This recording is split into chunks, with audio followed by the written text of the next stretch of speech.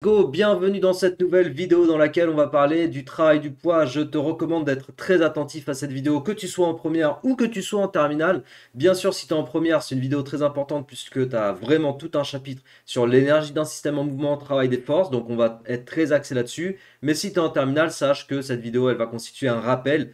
Parce qu'en terminale, dans plein d'exos de méca, on a besoin d'avoir des outils et des bases très solides sur l'énergie d'un système. Énergie méca, énergie cinétique, énergie potentielle pesanteur, travail des forces, donc travail du poids, parce qu'il y a plein d'exobacs dans lesquels on va réutiliser toutes ces notions-là. Et il y en a vraiment beaucoup dans les annales, hein, tu peux regarder, tu en trouveras beaucoup. Donc le travail du poids, pourquoi je t'en parle ici? Parce qu'il y a une ambiguïté avec une histoire de formules et de signes moins. Une ambiguïté que j'ai détectée avec certains des élèves que j'accompagne là dernièrement et des élèves qui ne se connaissent pas. Donc comme l'ambiguïté elle est revenue plusieurs fois, je me suis dit, oula, attends, il y a un truc, on va réexpliquer la formule. Oui, il y a des élèves qui se disent, attends, le travail du poids c'est MGH. D'autres qui disent, non, c'est moins MGH. Oui, mais attends, ça dépend si ça descend, ça dépend si ça monte. Mais au fait, c'est quoi H? Et tu vois, trop d'ambiguïté. Donc nous, on va repartir de rien du tout. Et je vais tout te réexpliquer, point par point. Si tu as besoin de bases plus solides sur tout le chapitre énergie d'un système en mouvement, je te rappelle BNCS Academy, il faut avoir les bons gestes, les bonnes pratiques, vidéo synthèse de première spé physique chimie, et là tu vas dans les vidéos de physique et tu trouveras la vidéo énergie système en mouvement, travail des forces. Ici, je t'ai expliqué en détail la formule du travail du poids. C'est une vidéo qui doit durer 20 minutes ou 30 minutes, je sais pas, mais en tout cas là-dedans, tu as tout le chapitre expliqué point par point. Va cliquer là-dessus, c'est gratuit, c'est en libre accès et ce sera déjà une bonne façon de réviser. Mais nous, ce qu'on va faire, c'est qu'on va préciser cette histoire d'ambiguïté autour du signe moins. On va partir de cette formule, on va dire que le travail du poids, c'est mg za moins zb. Et à partir de là, tu sais ce qu'on va faire? On va distinguer deux situations, ok? Donc ce que je te propose, là, il faut que tu commences à prendre en note toutes les petites astuces que je vais te donner. Ce que je te propose, c'est de toujours partir de la formule mg fois za moins zb. Et on va distinguer deux cas de figure. Et tu vas voir que cette formule-là, elle est cohérente avec les deux cas de figure. Donc si tu appliques cette formule-là, tu ne peux pas te tromper. Cette formule est cohérente. Le premier cas de figure, c'est si ça descend. Qu'est-ce que ça veut dire que ça descend? Ça veut dire que tu vas passer d'un point A à un point B de plus basse altitude. Ok? Si tu considères un axe des altitudes, Z qui est comme ça, là, fléché vers le haut, quand on passe de A à B, on diminue en altitude. D'accord? Donc si on diminue en altitude, ça veut dire que ZA est plus grand que ZB. Ok? ZA est plus grand que ZB. Ok? Si ZA est plus grand que ZB, qu'est-ce que ça fait? Bah, ça fait que ZA moins ZB est positif. ZA moins ZB est positif. Ça va jusque-là? ZA moins ZB est positif. Donc qu'est-ce qu'on a ici? ZA moins ZB est positif, M est positif, G est positif.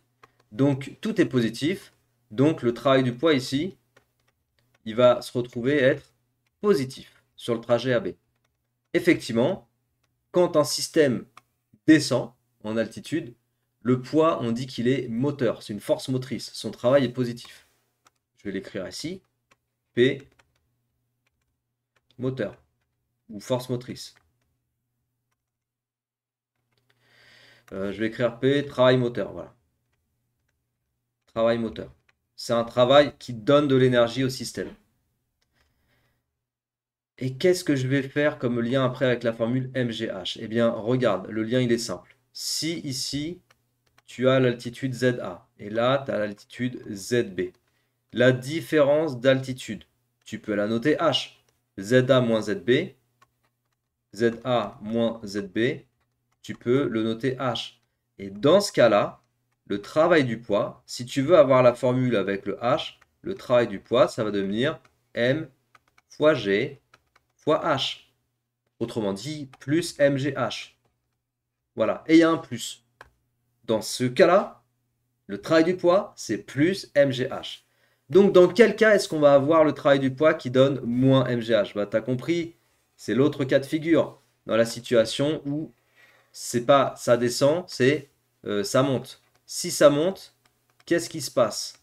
Si ça monte, tu vas passer d'un point A de plus basse altitude à un point B de plus haute altitude. Donc toujours en considérant notre petit axe vertical comme ça, axe des altitudes, tu as ici ZA, et ici tu as ZB. Ok, donc je répète ce que je viens de dire, ZA dans cette configuration-là est inférieur à ZB. Donc ça m'amène directement à dire que ZA moins ZB est négatif. Si ZA moins ZB est négatif, alors le travail du poids ici, il va se retrouver être négatif. Je te répète pourquoi. Parce que si ZA moins ZB est négatif, sachant que G est positif et que M est positif, plus fois moins, ça fait moins, règle des signes. Donc travail du poids négatif. Le poids, on dit qu'ici, il a un travail résistant. A contrario de travail moteur, donc travail résistant. En fait, là, c'est pas compliqué, même ça, hein, physiquement, à imaginer. Voilà, imagine la situation où tu grimpes une côte en ayant un chargement de 30 kg sur le dos.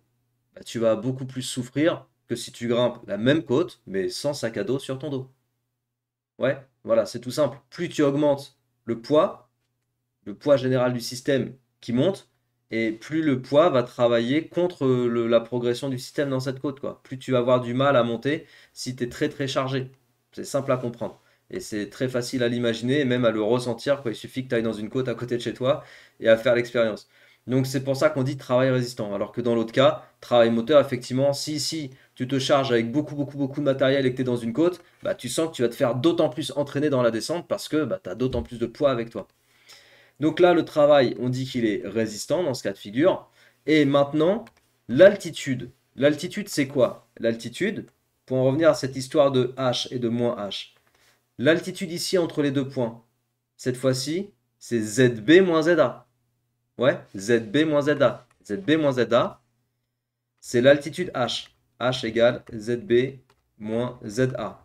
Donc, moins H égale ZA moins ZB. Tu vois, si je transforme, si je multiplie par moins 1 des deux côtés, je multiplie par moins 1 à droite et à gauche. À gauche, je vais passer de H à moins H, du coup. H fois moins 1, ça fait moins H. Et puis à droite, ZB moins ZA fois moins 1, bah, ça fait ZA moins ZB. J'inverse la soustraction. Ouais. Bon, bah voilà. ZA moins ZB, c'est moins H.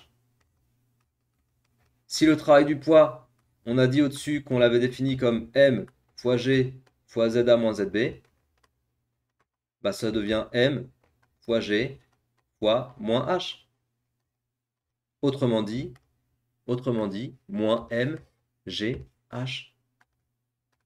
Et c'est comme ça que dans ce cas de figure, où le système va passer d'un point A de basse altitude à un point B de plus haute altitude, dans ce cas de figure, effectivement, on verra apparaître un moins dans la formule. Voilà, donc c'est ça les deux cas de figure que je t'invite à retenir. Ça descend ou ça monte. Et la formule unique avec laquelle tu dois travailler, c'est elle. M fois G, ZA moins ZB. Et après, retiens dans ta tête les deux configurations. Soit je descends de A à B, soit je monte de A à B. Mais retiens cette formule et tout redeviendra clair. Après, tout reviendra tout seul, tranquillement, et tu ne te planteras pas. Parce que ici, en fait, le risque, c'est quoi? C'est que tu utilises la mauvaise formule dans la mauvaise situation. Mais dès que tu mets un moins là où il ne faut pas en mettre, ou dès que tu mets pas de moins là où il fallait en mettre, t'imagines bien que tout ton calcul derrière, il sera faux. Je vais te montrer concrètement l'exemple pour illustrer ça. C'était quoi la situation? J'étais avec une élève, voilà. C'est pour ça que là, dernièrement, j'ai refait l'explication à une élève que j'ai en accompagnement perso. Et, euh, et après, je me suis dit, attends, je vais faire une vidéo sur la chaîne parce que je vais le réexpliquer ça à tous les élèves pour que ce soit bien clair. Mais tu vois, ici, la formule dans l'exercice était retrouvée. Donc, dans l'exercice, tchouk tchouk tchouk, c'était question 2A, 2B. Voilà, la question 2B, l'exercice, il est là. Exprimer le travail de chaque force entre B et C. Donc, il y avait le travail du poids exprimé. Tu vois, entre B et C, voilà, si tu vois l'énoncé ici, entre B et C, ça monte. Donc on est dans la situation, comme je t'ai dit tout à l'heure, où ça monte. Le travail du poids ici, bah, c'était moins MGH. Et elle m'avait mis MGH parce qu'elle a retenu que le travail du poids, c'était MGH. Sauf que là, le moins, il était manquant. Et forcément, derrière, dans l'application, parce qu'il fallait appliquer le théorème de l'énergie cinétique, etc., dans l'application, il manquait le moins dans la formule. Donc, c'est faux. Tu vois, j'ai barré parce que c'est faux. Ta formule est fausse. Et l'application numérique que tu en fais derrière, elle aussi, elle est forcément fausse. Voilà. Donc, faut pas se mélanger les pinceaux avec cette histoire du travail du poids. J'espère avoir été suffisamment clair. Cette vidéo-là, je vais la ranger dans les vidéos synthèses sur la BNCS. Elle sera bien sûr sur YouTube, évidemment. C'est peut-être là que tu es en train de la regarder. Mais elle va être rangée avec les autres vidéos synthèses. Et de toute façon, pour les plus vaillants et pour ceux qui restent jusqu'au bout, pour ceux qui veulent vraiment avoir des bonnes notes et qui parlent pas à blanc, faut que tu ailles sur la BNCS Academy si tu veux vraiment réviser un contrôle, que tu cliques sur Exobilan Entéro, première spé physique chimie. Et là, tu vas chercher ton chapitre de système en mouvement, travail des forces. Tu as beaucoup d'exercices à aller faire. C'est des exos qui sont sélectionnés, triés, qui sont corrigés point par point en vidéo par moi-même. Et c'est ça que tu dois faire si tu vas aller vraiment taper des bonnes notes. Voilà, c'est de l'entraînement. C'est pas juste connaître ta formule et faire ton cours. Non, après derrière, il faut que tu t'entraînes sur des vrais exos que tu appliques. Et là, tu pourras dire que tu es prêt ou prête pour ton contrôle. Ok? Je te laisse sur ça. J'espère que la vidéo t'a plu. Si c'est le cas, partage, diffuse. N'oublie pas de t'abonner à cette chaîne. C'est une façon d'envoyer de la force et de soutenir mon travail. Merci d'avance à ceux qui le font. Et puis, je te dis à très bientôt. Ciao!